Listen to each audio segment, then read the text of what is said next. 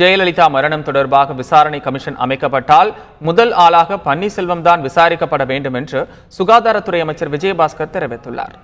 சென்னையில் செய்தியாளர்களிடம் பேசிய அவர், ஜெயலலிதாவின் மரணம் தொடர்பாக முன்னாள் முதலமைச்சர் பன்னீர்செல்வம் வெளியிட்டு வரும் குற்றச்சாட்டுகளுக்கு பதிலளிக்கும் வகையில் இதனை தெரிவித்தார். பன்னீர்செல்வம் பேசுகின்ற பொழுது தொடர்ந்து விசாரணை கமிஷன் அமைக்க வேண்டும் என்று அவர் தொடர்ந்து கூறிக்கொண்டிருக்கின்றார். அம்மா அவர்கள் மருத்துவமனையில் அனுமதிக்கப்பட்டிருந்த 19வது நாளே, அதாவது 11/10/2016 அன்றே தமிழக அரசுடைய நிர்வாகம் குறித்த எல்லா முடிவுகளையும் எடுக்கக்கூடிய அதிகாரம், இன்னும் கேபினெட்டை கூட்டக்கூடிய அதிகாரம் உள்ளிட்ட எல்லா முடிவுகளையும் எடுக்கக்கூடிய முழு அதிகாரம் திரு ஓபிஎஸ் அவர்களுக்கு கொடுக்கப்பட்டிருந்தது. என்னுடைய கேள்வி, விசாரணை கமிஷன் அமைக்க வேண்டும் என்று சொன்னால் அதில் விசாரிக்கப்பட வேண்டிய முதல் நபர் பன்னீர்செல்வம் அவர்கள்தான்.